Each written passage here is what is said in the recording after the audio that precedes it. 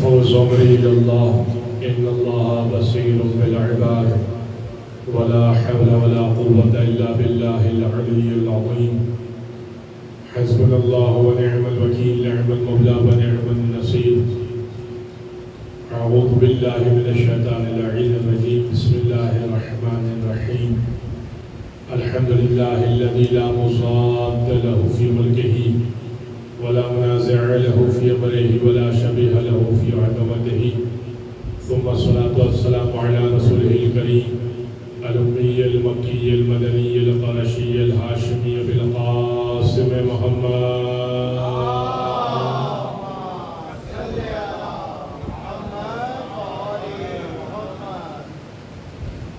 وعلى آل بيته الطيبين الطاهرين واللعنة الدائمة على أعدائهم أجمعين من يوم ظلمهم وعداوتهم إلى قيام يوم الدين أما بعد فقد قال الله سبحانه وتعالى في محكم كتاب مبين بسم الله الرحمن الرحيم وكل شيء أحصيناه في إمام مبين وقال تبارك وتعالى في كتاب مبين أيضا بسم الله الرحمن الرحيم ولا رب ولا يابس إلا في كتاب مبين صلوات على محمد وآل محمد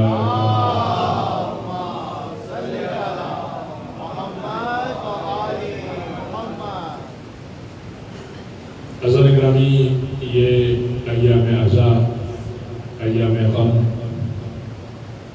جو 10 دن ہم نے اہتمام کیا کہ سیدہ ہم سے راضی و خوش ہو جائیں، بس یہ جا رہے ہیں، لیکن سلسلہ مجالس تو چلتا رہے گا اور کہیں نہ کہیں آپ مجلسوں میں شرکت کرتے رہیں گے، میں مجلسوں میں شرکت کرتا رہوں گا۔ ہماری نسلوں میں پروردگار اس ذکر کو آباد رکھے،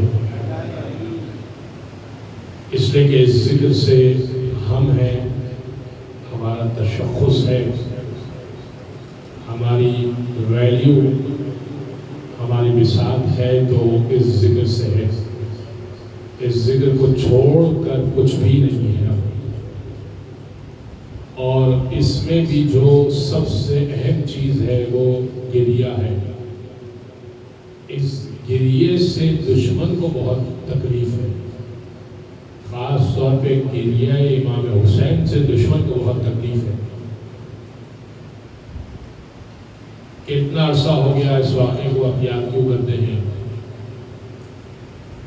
اگر ہم واقعے کو یاد نہ کریں تو آپ تو یاد نہیں کرتے، ہم بھی یاد نہ کریں تو آپ کو جگہ جگہ بہت سارے افراد ایسے مل جائیں گے کہ آج اب رونے پیٹنے کا کیا فائدہ، اس واقعے کو تو بہت عرصہ ہو گیا، اس واقعے کو واقعہ کربلا کو تو بہت وقت ہو چکا، تو بار بار اس واقعے کو دہرانے کا کیا فائدہ ہے؟ اور نظر آ رہا ہے کہ ہم جب بھی ذکر امام حسین کرتے ہیں، ذکر اہل بیت اطہار کرتے ہیں، تو بہت سارے لوگ جن کو نہیں معلوم ہوتا وہ متوجہ ہو جاتے ہیں، اور جن کو معلوم ہوتا ہے کہ کیا ہوا تھا ان کی جانب ہم متوجہ ہو جاتے ہیں کہ یہ ہیں وہ شریر لوگ۔ تو دو طرفہ ہے یہ معاملہ، تو دو طرفہ ہم توجہ کر لیتے ہیں واقعے کو یاد کر کے۔ تو مولانا رضا نے فرمایا کہ اگر تم یہ جو گریہ کر رہے ہو، اگر یہ مچھر کے پر کے برابر آ جائیں آنکھ میں آنسو تمہارے امام حسین کے لیے، آپ ویسے کسی چیز پہ رو لیں،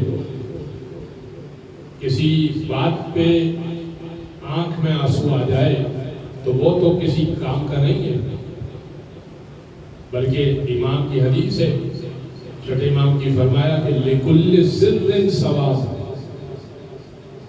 ہر مصیبت کو چھپا دینا ثواب ہے۔ آپ اللہ نہ کرے کہ کسی کا، میں مثال دینے کے لیے بات کر رہا ہوں اس لیے کہ مثال پیش بھی آتی ہے، اللہ نہ کرے کسی کا بہت زیادہ بل آ گیا، 60-70 ہزار بل آ گیا، اتنے یونٹ جو ہے وہ خرچ نہیں کیے تھے، پریشانی آ گئی، تنخواہ جو ہے وہ 30,000 ہے اور بل جو ہے وہ 60,000 آ گیا، بہت مشکل ہے اس دور میں. لیکن ہر ایک کو بتائے نہیں. کوئی لیکیج ہو گئی گھر میں، کوئی پریشانی اور ہو گئی. حد یہ ہے کہ حدیث میں یہ وارد ہوا کہ اگر کوئی شخص اپنی بیماری کو 3 دن تک چھپا لے، اگر کوئی شخص بیمار ہو اور اپنی بیماری کو 3 دن تک چھپا لے تو اللہ پر اس کا یہ حق ہے کہ اللہ اسے صحت مند کر دے، کیونکہ اس نے بندوں سے چھپائے رکھا کہ میں بیمار تھا. فقط اللہ کو معلوم تھا کہ یہ بیمار تھا، اور 3 دن وہ بیمار رہا، اور 3 دن تک وہ کسی کو نہیں بتا رہا کہ میں بیمار تھا. حدیث میں وارد ہوا، اور یہ سرکار کی حدیث جہاں تک یاد پڑا کہ سرکار کی حدیث ہے کہ اللہ کا یہ حق بندے کے اوپر ہے، بندے کا یہ حق اللہ کے اوپر ہے کہ بندے کو صحت مند کرے فوراً، کیونکہ اس نے ذکر نہیں کیا حدیث سے. تو میں عرض کر رہا تھا کہ لکل سر ثواب، ہر مصیبت کو چھپا دینا ثواب ہے.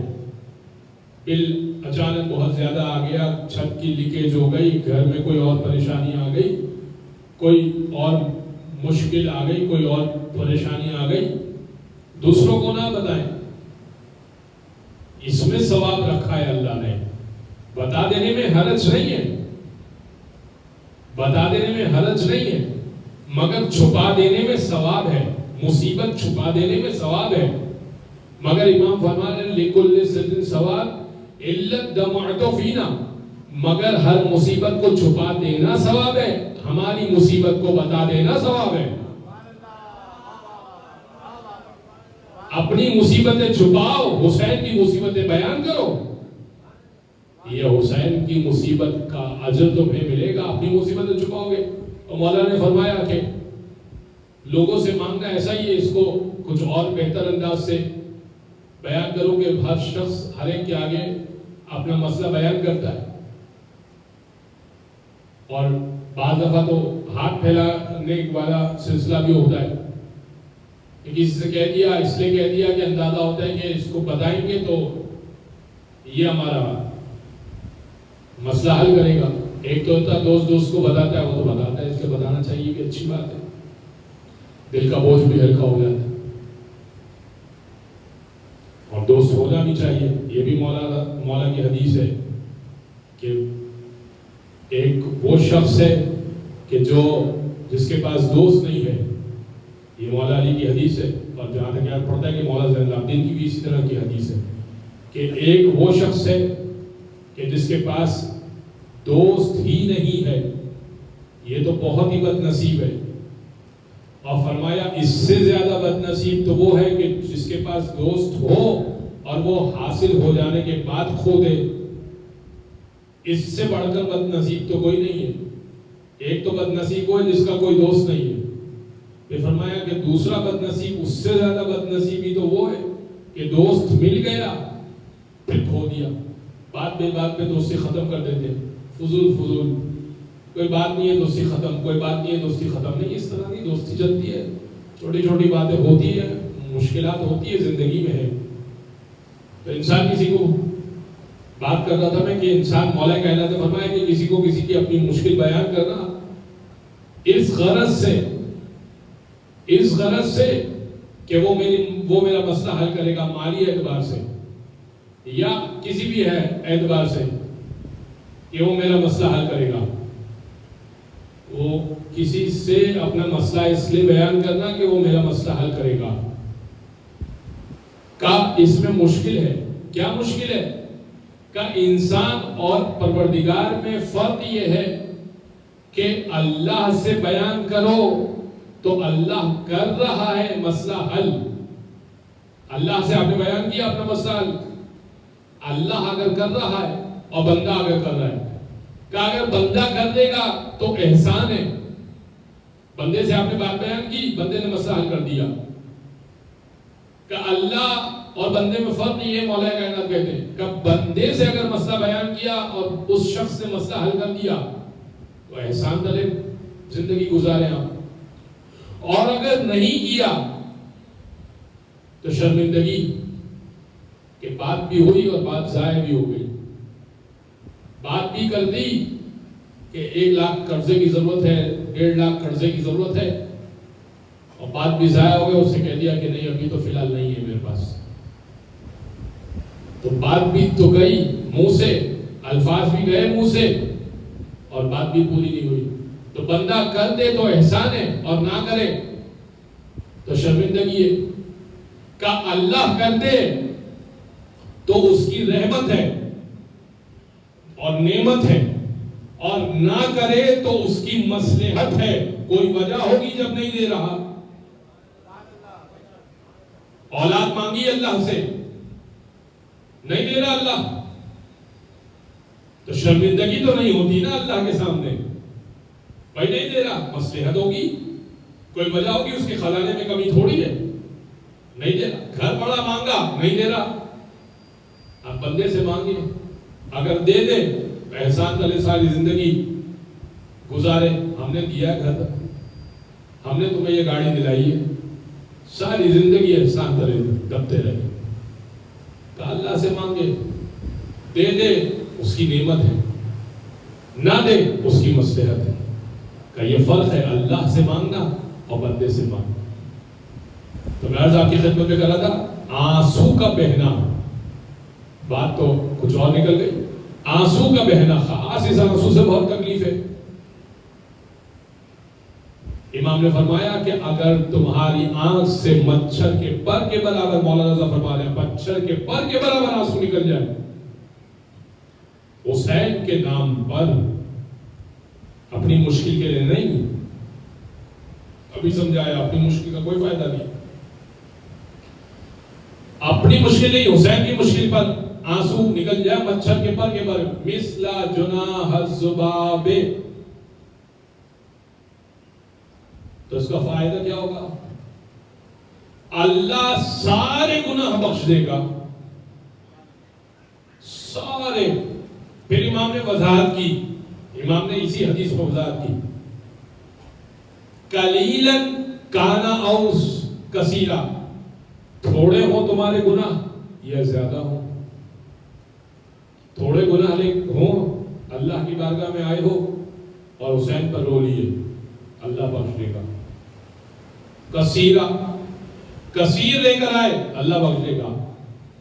کبیرن کانا و صغیرا, اور چاہے کبیرہ گناہ لے کر آئے اللہ پھر بھی بخش دے گا, اور چاہے صغیرہ چھوٹے گناہ لے کر آئے اللہ پھر بھی بخش دے گا. حسین پہ رونا شرط, اور حسین پہ رونے کا مطلب یہ ہے کہ واقعتاً انسان محسوس کرے کہ وہ غم کیا غم ہے, وہ مصیبت کیا مصیبت ہے. ناظرین گرامی, میں اپنے موضوع کی طرف بڑھوں گا.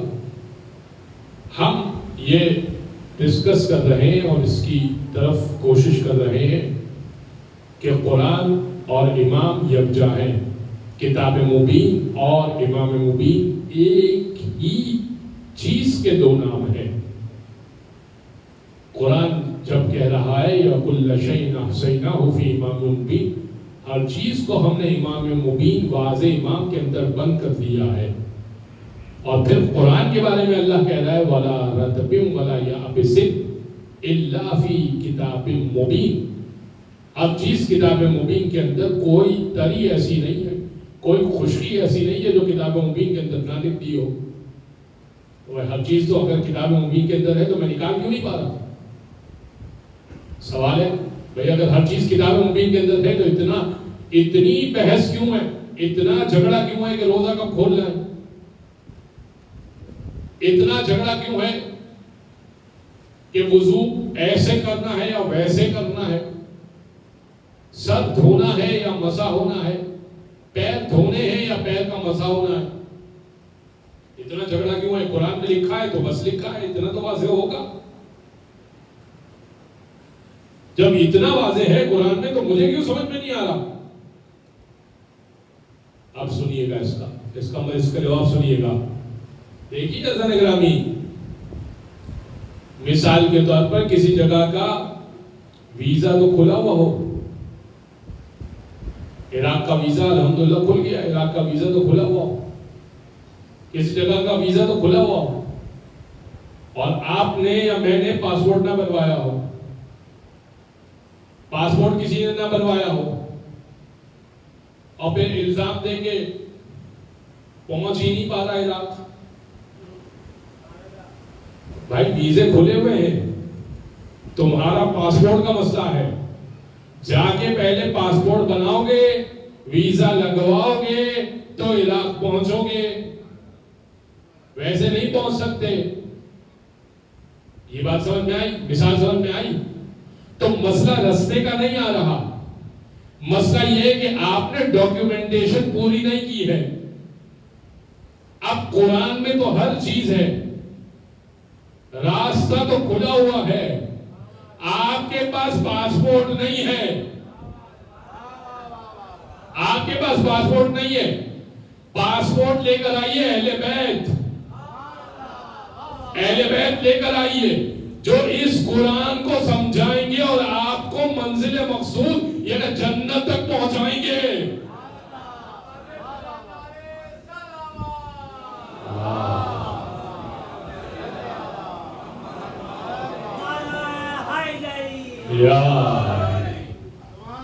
توجہ ہے۔ اور علی کے بارے میں، اچھا یہ جو لفظ میں نے ایگزامپل میں استعمال کیا نا، یہ حدیث میں ہے، حب علی جواز علی الصراط، صراط، پولیس صراط پر بھی اللہ نے پاسپورٹ رکھا ہے، جواز کہتے ہیں۔ آپ اللہ انشاءاللہ آپ کو جو افراد زیارت پہ نہیں گئے، مجھے بھی اللہ زیارت پر نصیب فرمائے، وہاں پر جب آپ عراق میں پہنچیں گے یا کسی بھی عرب ممالک میں پہنچیں گے، وہاں پر لکھا ہوتا ہے الجوازات، پاسپورٹ، اس میں کیٹیگری ہوتی ہے، عراقیوں کی الگ کیٹیگری ہے، غیر عراقیوں کی الگ کیٹیگری ہے۔ جواز کہتے ہیں پاسپورٹ کو، ٹھیک ہے۔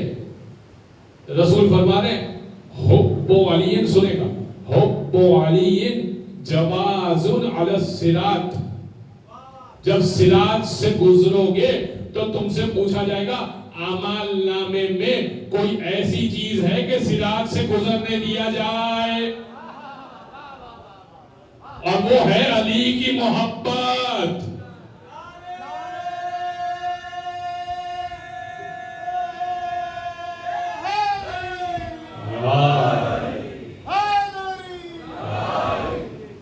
علی کی محبت ہے، اللہم صلی علی۔ تو حب علی جواز علی الصراط، علی کی محبت ہے، صراط کا پاسپورٹ ہے۔ علی کی محبت نہیں ہے، لاکھ اعمال ہو وہیں پہ روک دیں گے۔ پاسپورٹ نہیں ہے آپ کے پاس، آپ ایئر لائن سے اترے اور سیدھا کسی اور جگہ پر جائیں، آف روڈ کر دیا جائے گا آپ کو۔ لہذا ہم آج ایک نئی بات پیش کر کے میں منزل مصائب پر آؤں گا۔ عزیزان گرامی، ہم ہیں قرآن کی تعویل کے قائل۔ کیا مطلب؟ میں نے اس کے اوپر کچھ بات پیش کی تھی، لیکن اس طرح سے نہیں پیش کی تھی، اس کو سنیے گا۔ قرآن کی وضاحت کے قائل ہیں، تعویل کو سمجھے، وضاحت کے قائل ہیں۔ یعنی کیا مطلب؟ جو ظاہری معنی ہوتا ہے، جو ظاہری لفظ کا معنی ہوتا ہے، ہم اس معنی کو ویسے نہیں لیتے، جیسے قرآن نے کہا کہ ید اللہ فوق ایدیہم، اللہ کا ہاتھ ان کے ہاتھوں پر ہے۔ تو ہم یہاں پر اللہ کے ہاتھ کو ہاتھ نہیں مراد دیتے، اللہ کی قدرت مراد دیتے ہیں، اور یہ ہم نہیں مراد دیتے، چونکہ معصوم نے بیان کیا تو ہم نے مراد دے دی۔ لیکن جس نے معصوم کو تھاما نہیں، اس نے اللہ کا ہاتھ تھام لیا، ٹھیک ہے۔ آئین تولوا فثم وجہ اللہ، جس طرف رخ کرو گے تو اللہ کا چہرہ پاؤ گے۔ تو ہم نے چہرے کو رخ کے معنی میں مراد دیا ہے، جس طرف تم رخ کرو گے اللہ کا رخ پاؤ گے۔ چہرے کو رخ کے معنی میں لیا، ڈائریکشن کے معنی میں لیا، اور یہ ہم نے معنی نہیں لیا، معصوم نے بیان کیا۔ لیکن باقیوں نے مانا لیا چہرہ، وجہ اللہ، اللہ کا چہرہ، تو کہا اللہ کا چہرہ بھی ہے. یہ باتیں میں کر چکا ہوں، ٹھیک ہے. تو ہم قرآن کی تعبیر کے قائل ہیں، ظاہری معنی نہیں لیتے، بعض دفعہ اس کی انٹرپریٹیشن کی طرف جاتے ہیں، وضاحت کی طرف جاتے ہیں کہ اس کی کیا وضاحت ہوگی. اگر وضاحت کی طرف نہیں جائیں گے تو عقائد خطرے میں پڑ جائیں گے. یعنی جب عقیدہ رسول نے دے دیا کہ اللہ جسم و جسمانیت سے پاک ہے، تو پھر یہاں پہ کیا مانگا ہے؟ ٹھیک ہے. اگر یہ بات سمجھ میں آ گئی، تعویل سمجھ میں آ گئی آپ کو کہ تعویل سے مراد ہم وضاحت مانگتے ہیں، اور مانگتے کس سے؟ اہل بیت سے، اور اس کے قائل ہیں. ہمارے بھائی جو ہیں وہ تعویل کے قائل نہیں ہیں، وہ کہتے ہیں جیسا لکھا ہے ویسا ہی ہوگا. نقصان کیا ہوگا؟ سنیں گے. نقصان کیا ہوگا؟ سنیں گے. میں نے کہا تھا توحید تو چلی جاتی ہے ہاتھ سے، اللہ تو ہاتھ سے جاتا ہے، ولایت بھی جاتی ہے، نبوت بھی جاتی ہے، بہت نقصان ہوتا ہے. ابھی ایک اور بات میں پیش کرتا ہوں. آیت اللہ قاسم قزوینی طباطبائی ہمارے بہت بڑے عالم ہیں، جب حج پہ گئے تھے تو بڑا اسٹیٹ پروٹوکول دیا گیا تھا ان کو. اسٹیٹ پروٹوکول دیا، اور اس وقت کا مفتی تھا مفتی بن باز، سعودیہ کا بہت بڑا مفتی تھا. ایک آنکھ سے نابینا تھا، دکھتا نہیں تھا اس کو، بہت بوڑھا ہو گیا تھا. اب جب اچھا وہ حج پہ گئے تھے، انہوں نے کہا کہ میں حج پہ آیا ہوں، میں اسی طریقے سے حج کروں گا جس طرح سے باقی حاجی عرفات کے میدان میں ٹھہرتے ہیں، مزدلفہ میں رات رکتے ہیں، زمین پہ سوتے ہیں. اللہ ہم کو اس سال حج نصیب فرمائے. حج رجسٹریشن بھی الحمدللہ شروع ہو گئی ہے. جس پر حج واجب ہو گیا حج رجسٹریشن میں فوراً اپنا نام اپلائی کریں.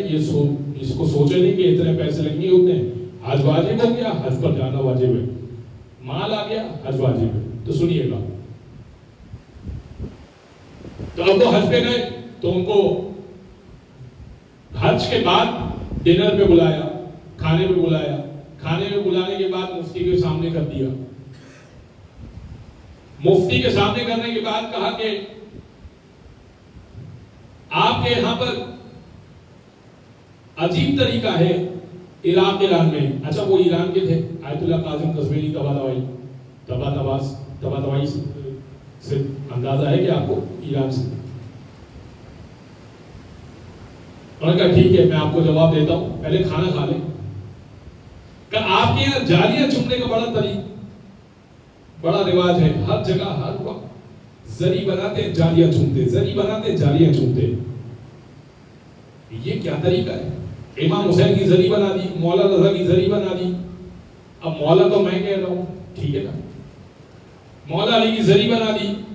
یہ کیا طریقہ ہے؟ رسول نے کہا تھا کہ قبر کو پختہ نہ کرو. تو جھالیاں آپ کے یہاں بڑی چنی جاتی ہیں. کہا ٹھیک ہے آپ کھانا کھا لیجئے، میں آپ کو جواب دے دوں گا. کھانا تمام ہو گیا. آیت اللہ قاسم قزوینی طباطبائی نے کہا کہ میں مفتی صاحب آپ کو میں قرآن ہدیہ کرنا چاہتا ہوں، تحفہ دینا چاہتا ہوں. قرآن تو ظاہر ہے ایسے تو نہیں ہوتا، اس کو لپٹا ہوا ہوتا ہے. وہ ویلویٹ کے کپڑے میں، مخمل کے کپڑے میں لپٹا ہوا تھا، اور سونے کی تاروں میں لپٹا ہوا تھا. تو جیسے ہی بڑا سا مصحف جو ویلویٹ میں کپڑے میں لپٹا ہوا اور سونے کی تاریں اس کے اوپر بندھی ہوئی ہیں، جیسے ہی ان کو ہدیہ کیا تو انہوں نے آنکھوں سے لگایا، اس کو چوما. جیسے ہی اس کو چوما تو آیت اللہ قاسم قزوینی کا آپ شرک کر رہے، آپ کافر ہو گئے. کہا کیوں کافر ہو گئے؟ کہا آپ کپڑے کو چوم رہے، آپ سونے کی تاروں کو چوم رہے. کہا نہیں میرا مقصود یہ نہیں ہے، قصد و ارادہ میرا یہ نہیں ہے. قصد و ارادہ میرا قرآن ہے اندر کا، لیکن اوپر کپڑا ہے، اوپر چوم رہا ہوں. کہ وہ جو آپ کہہ رہے تھے نا جھالیوں کو چومتے ہیں، ہم جھالیوں کو نہیں چومتے، اندر کے حسین کو چومتے ہیں.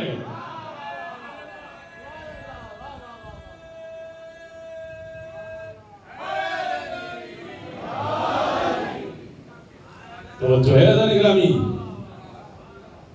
کہ آپ کے اندر ایک اور برائی ہے، آپ جو ہے اچھا یہ سارا مناظرہ انہوں نے اپنی بایوگرافی میں لکھا ہے، جو ساری آل محمد کے عنوان سے انہوں نے بایوگرافی لکھی ہے، بہت طویل بایوگرافی ہے، اس میں انہوں نے یہ بات لکھی ہے کہ میرے سفر حج کے دوران میری مفتی بن باز سے ملاقات ہوئی، میری کیا کیا باتیں ہوئی، کہا آپ کے یہاں پر تعویل قرآن بڑا رائج ہے، جو آیت ہوتی ہے آپ اس کو گھما پھرا کے کچھ اور بات پیش کر دیتے ہیں، یہ آیت علی کے لیے، یہ آیت اس کے لیے، یہ آیت اس کے لیے، بھائی جو ظاہری معنی ہے وہ کیوں نہیں لیتے آپ؟ کہا ٹھیک ہے، کہا اس حساب سے آپ جہنم میں جائیں گے، کہا اس حساب سے آپ جہنم میں جائیں گے، کہا میں کیوں جہنم میں جانے لگا؟ کہا قرآن کی آیت ہے من کانا فی ھذین اعمی فہو فی الآخرۃ اعمی، جو اس دنیا میں اندھا ہے وہ آخرت میں اندھا ہوگا، وَأَضَلُّ سَبِيلًا، اور بڑا ٹھکانہ ہے، کہ تو آپ اس دنیا میں اندھے ہیں، آخرت میں بھی اندھے ہوں گے اور برے ٹھکانے پہ جائیں گے، کہا نہیں، دنیا میں اندھے سے مراد یہ ہے کہ ہدایت کا نور نہیں ہوگا، کہ اب تعویل کون کر رہا ہے؟ بھئی اعمیٰ سے مراد تو اندھا ہے نا، تو اندھے ہی کو لے لیجئے، جو اس دنیا میں اندھا ہے وہ آخرت میں اندھا ہوگا، کہ آپ کیا معنی لیتے ہیں؟ کہ ہم کہتے ہیں جو اس دنیا میں علی کی محبت سے اندھا ہے، صلوات پڑھے محمد و آل محمد،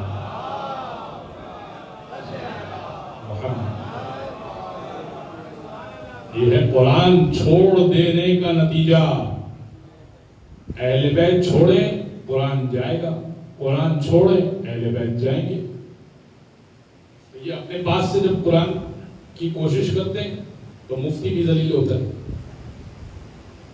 لہذا عزیزان گرامی ہم ہیں قرآن کی تعویل کے قائل۔ ایک اور ایگزامپل دیتا ہوں آپ کو، چھٹے امام کے دور میں امام کا طریقہ کار یہ تھا کہ امام اپنے اصحاب کو اچھے سے اچھا اور بہتر سے بہتر کھانا کھلایا کرتے تھے، یہ آپ کا بھی طریقہ ہونا چاہیے کہ دوستوں کو اچھے سے اچھا کھانا کھلائیں، جو حیثیت ہو۔ حتیٰ کہ راوی کہتا ہے کہ کبھی تو مولا کے گھر پہ جاتا تھا میں، تو مولا کے گھر پہ گول گول روغنی روٹیاں ہوتی تھی، اور ایک سالن ہوا کرتا تھا اور حلوہ ہوا کرتا تھا، یعنی مٹھائی کوئی چیز میٹھی چیز ہوتی تھی، اور کبھی کبھی سوکھی سوکھی روٹیاں ہوتی تھی۔ تو میں نے کہا فرزند رسول یہ بڑی عجیب بات ہے، کبھی آتا ہوں تو آپ کے گھر پہ بڑی روغنی روٹیاں ہوتی ہیں، بڑے اچھے اچھے سالن ہوتے ہیں اور میٹھا بھی ہوتا ہے، کبھی سوکھی سوکھی روٹیاں دے دیتے ہیں، اعتدال کیوں نہیں رکھتے؟ میانہ اور روی کیوں نہیں رکھتے؟ انہیں سمجھا رہے ہیں مولا کو کہ کچن ایسے چلایا کریں کہ روزانہ جو ہے وہ دال تو پکتی رہے۔ امام نے کہا ہم اس طرح سے نہیں چلاتے جس طرح سے تم چلاتے ہو، جتنا آتا ہے بنا کے کھلا دیتے ہیں، آج یہ ہے تو آج یہ، کل اللہ زیادہ دے گا تو زیادہ، جو ہوتا ہے جتنا ہوتا ہے سامنے پیش کر دیتے ہیں، بچا کے کچن میں نہیں رکھتے کہ بھئی اگلے دن کام آئے گا، یہ ہمارا طریقہ نہیں ہے کہ بچا کے ہم نے رکھ دیا۔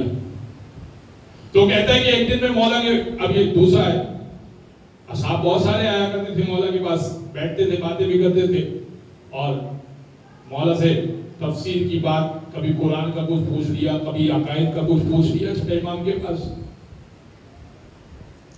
تو ایک دن کہتا ہے کہ ایک صحابی کہ اتنا بڑا دسترخوان مولا نے سجایا تھا کہ میں نے امام سے کہا کہ کئی ایک طرح کے سالن اور کئی ایک طرح کے نان اور کئی ایک طرح کے میٹھے، تو میں نے امام سے کہا کہ یسألونک یومئذ عن النعیم، قیامت کا دن ہوگا اور نعیم کے بارے میں سوال ہوگا، نعمتوں کے بارے میں سوال ہوگا۔ اب یہ مولا کو قرآن سکھانے چل رہے ہیں، دیکھیں وہ آپ تصور کریں۔ امام نے کہا اچھا، یعنی وہ سمجھا یہ رہا تھا مولا کو کہ اتنا کھانا بنا لیا، اب اگر ہم نہیں کھائیں گے تو یہ ضائع ہوگا۔ امام کے گھر میں کچھ ضائع نہیں ہوتا، مولا فقیروں کو دے دیا کرتے ہیں، اور تم جیسے بہت سارے آتے ہیں۔ امام نے کہا کہ تم چپ کر کے کھانا کھا لو. کہا تو مولا قرآن کی جو آیت ہے اس کو تو سمجھا دیجئے. جو قرآن کی آیت ہے اس کو تو سمجھا دیجئے کہ قیامت کا دن ہوگا اور نعمت کا سوال ہوگا.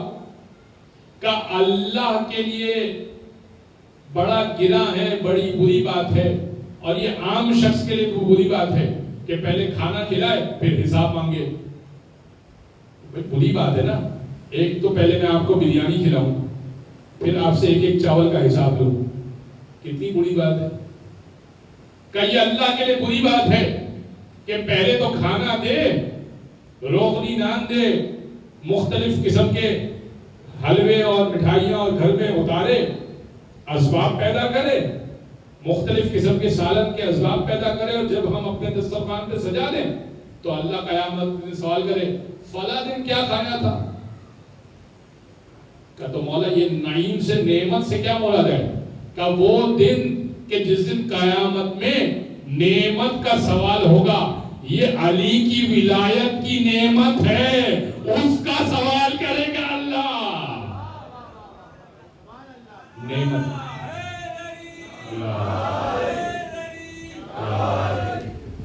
کھانے پینے کا سوال نہیں کرے گا اللہ کہ کیا کھایا, کہ ہاں چیز کو ضائع نہ کرے انسان, یہ تو ضروری ہے. کوئی تو اس کو قرآن میں کہا کولو بشربو ولا تسرفو, سمجھا چکا میں اس کو, کھاؤ پیو اسراف نہ کرو, وہ تو میں آپ کو سمجھا چکا. اسراف سے کیا مراد ہے, ضائع کرنے سے کیا مراد ہے؟ ایکسٹرا نہ کھائے اور ضائع بھی نہ کرے. ایسا سمجھتے ہیں کہ بس آخری کھانا کھا رہے ہیں. حدیث میں اور علماء نے تاکید کی کہ نماز ایسی پڑھو کہ جیسے آخری نماز پڑھ رہے ہو, اور کھانا اس طرح کھاؤ کہ ابھی بہت کھانا ہے. ہم الٹا کرتے ہیں, کھانے اس طرح بیٹھتے ہیں کہ بس آخری کھا رہے ہیں, اس کے بعد تو کوئی میسر نہیں ہوگا. نماز ایسی پڑھتے ہیں, ابھی تو بڑی پوری زندگی پڑھی ہے, پڑھ لیں گے نماز, کہاں جا رہی نماز. نماز ایسی پڑھو کہ آخری نماز مولا کائنات ہے.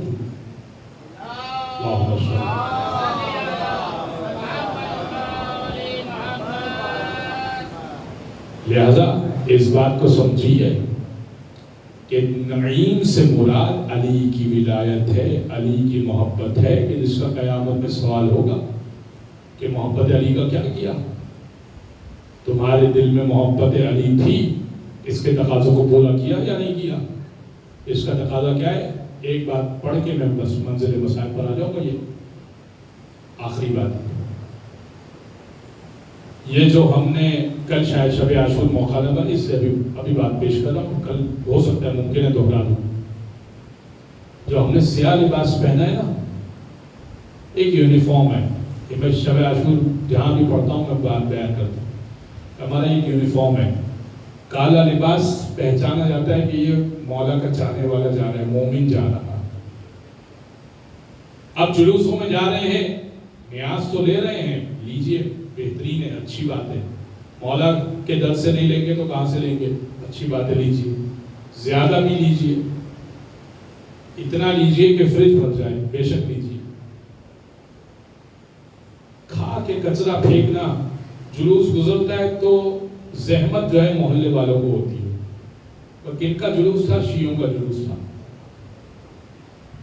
کون گزر رہے ہیں؟ شیعہ گزر رہے ہیں. شیعہ کا مطلب ہے علی کا پیروکار, علی کا چاہنے والا. علی کا چاہنے والا گندگی نہیں کرتا. آپ ڈسٹ بن تلاش کیجئے, ایکسٹرا تھیلی لے کے نکلیے گھر سے, اس میں کچرا جمع کر لیجئے.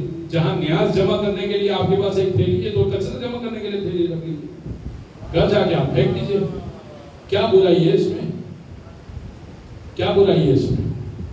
دو چار جوان آمادہ ہو جائیں کہ جب جلوس گزر جائے گا تو ہم ایک بڑے گاربیج بیگز لے لیں گے, سارا کچرا سمیٹ کے وائنڈ اپ کر دیں گے.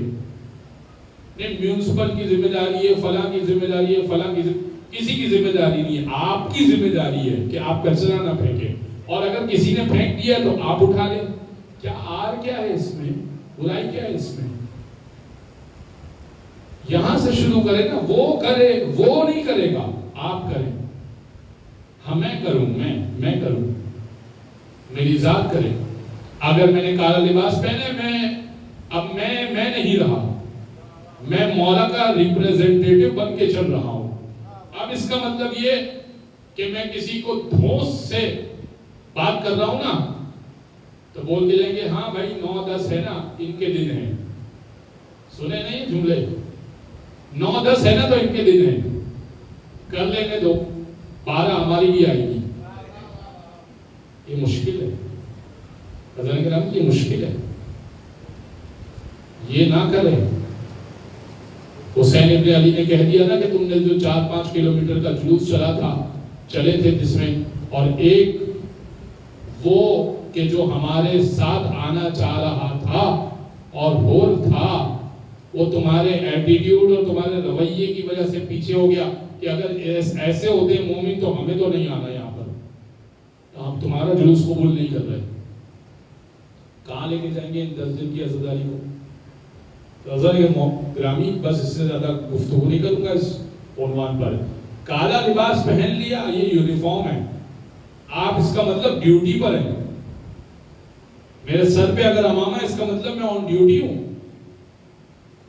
کہ میرے منہ سے، میرے زبان سے، میرے ہاتھ سے، میرے تیور سے، رویے سے کسی کو بھی، مومن اور غیر مومن کوئی بھی تکلیف نہ ہو۔ اگر تکلیف ہو رہی ہے بہتر ہے میں گھر میں بیٹھ جاؤں، بہتر ہے میں گھر میں بیٹھ جاؤں۔ ایسی عزاداری مولا کو نہیں چاہیے کہ جس سے باقی عزادار پریشان ہو یا باقی غیر افراد پریشان ہو۔ لہذا یہ کام نہ کریں دوست دھمکی والا یا کچرا پھیلانا یا ایسا کوئی کام کہ شرمندگی کا باعث بنے، بطور قوم شرمندگی کا باعث بنے آپ ایک دوسرے کے لیے، یا مولا کے سامنے شرمندگی کا باعث بنے۔ اگر دھوس دھمکی سے کام کرنا ہوتا نا، اگر جبر سے کام کرنا ہوتا تو یہ کام ابوالفضل عباس کو بہت اچھے سے آتا تھا۔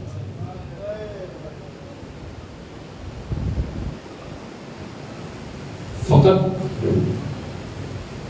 تیغی پہ بل چڑھانے کی دیر تھی ابوالفضل عباس کو، کسی میں مجال نہیں ہوتی پھر کہ حسین کی طرف آنکھ اٹھا کر دیکھے، حسین سے تیز لہجے میں بات کرے، یا حسین کی طرف تیر اٹھا کر مارنے کی کوشش بھی کرے۔ مگر عباس کی زیارت میں آپ پڑھتے ہیں مطیعا لامر مولا، اپنے مولا کا امر، اب اپنے مولا کے امر کا مطیع تھا۔ مولا نے کہہ دیا بس کہہ دیا، مولا نے کہا عباس خیمے ہٹاؤ، ہٹا دیا۔ وہ جس نے زندگی بھر یہ کہا وہ عباس تمہیں کربلا کے لیے پال رہے ہیں، وہ شہادت مولا کائنات کے وقت سب کے ہاتھ حسن کے ہاتھ میں دیے ہوں اور عباس کے ہاتھ حسین کے ہاتھ میں دیے ہوں۔ شب عاشور وہ اپنے تلوار کو تیز کر رہا ہے کہ کل جب جنگ ہوگی تو ایسی جنگ لڑوں گا کہ لوگ یاد کریں گے کہ عباس آیا تھا، حیدر کرار کا بیٹا آیا تھا۔ اس سے صبح عاشور مولا کہہ رہے ہیں عباس تلوار اٹھانے کی اجازت نہیں ہے، اور حضرت عباس نے یہ نہیں کہا مولا اسی دن کے لیے تو پالا ہے۔ یہ ہے اطاعت محض، بس اطاعت۔ مگر ہاں شب عاشور بیویوں نے سوال کیا تھا جناب زینب کبریٰ سے،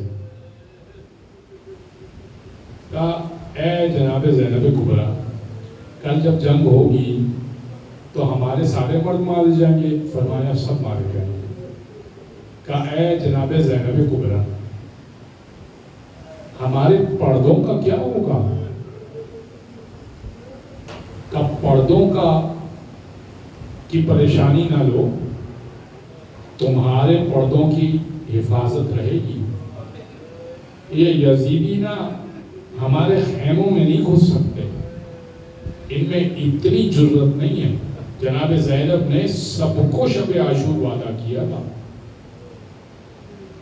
حضرت عباس صبح سے لاشوں اٹھانے میں مدد کر رہے تھے، بار بار کہتے تھے مجھے اجازت دے دیجئے، مجھے اجازت دے دیجئے، یہاں تک کہ جب مولانا محمد کے لاشیں آ گئے نا تو حضرت عباس نے کہا آقا اب تو گود کے پالوں کے لاشیں آ گئے، اب تو اجازت دے دیجئے۔ فرمایا عباس آپ میرے لشکر کے علم بردار ہیں۔ فرمایا وہ لشکر کہاں رہا؟ میں کس لشکر کا علم بردار ہوں؟ کہا عباس آپ سے مجھے ڈھارس ہے، آپ کو اجازت نہیں۔ مولا کو بڑی ڈھارس تھی، حضرت عباس سے مولا کو بڑی ڈھارس تھی۔ حضرت عباس کو بہت شوق تھا کہ حسین پہ قربان ہو جاؤں، کوئی رہا نہیں پیچھے کہ حسین کا دفاع کروں۔ حضرت عباس خیمے میں گئے، جناب سکینہ کو اور چھوٹی چھوٹی بچیاں گھیرے میں لیے ہوئے تھی، کہہ رہی تھی حیدر کرار کی پوتی ہو نا، ہمارے لیے پانی کی کوئی سبیل نہیں کرتی؟ ہاتھ میں چھوٹے چھوٹے کوزے ہیں، بس یہ سننا تھا۔ جناب سکینہ کو گود میں اٹھایا۔ آپ جانتے ہیں نا، آپ نے ہمیشہ عالم کے ساتھ ایک مشق سکینہ دیکھی ہوگی، یہ ایسے ہی ہے کہ جیسے عباس سے سکینہ کو گود میں اٹھایا۔ حضرت عباس سے سکینہ کو اٹھایا، لے کے چلے آقا حسین کی طرف۔ ایک جملہ آقا حسین نے جناب حضرت عباس سے کہا، ایک سکینہ سے کہا کہ عباس آپ بہت بڑی سفارش لے آئے، جائیں مقتل کی اجازت دی۔ کہ سکینہ ابھی سفارشی بن کے آئی ہے نا، تھوڑی دیر بعد اب تماچے پڑیں گے نا، چچا بڑا یاد آئے گا، چچا بڑا یاد آئے گا۔ حضرت عباس جانے لگے نا، جیسے ہی ابھی آپ کو وعدہ میں نے بتایا نا، جناب زینب نے تمام مستورات اہل حرم سے کیا تھا، مستورات کو جمع کر کے کہا بیبیوں شب میں وعدہ کیا تھا نا تمہارے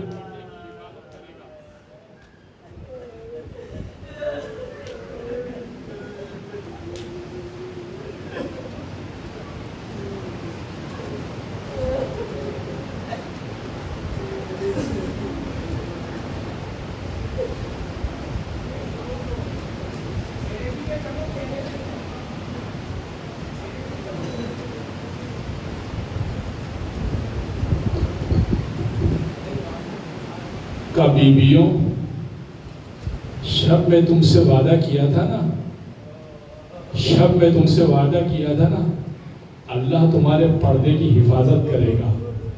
بیبیوں میں وعدہ اٹھا رہی ہوں۔ جناب زینب سے تمام مستورات نے کہا وعدہ کیوں اٹھا رہی ہیں؟ کہا اس لیے کہ جس بنیاد پہ وعدہ کیا تھا وہی جا رہا ہے، اب میں اپنے پردے کی خیر مناؤں یا تمہارے پردے کا سوچوں؟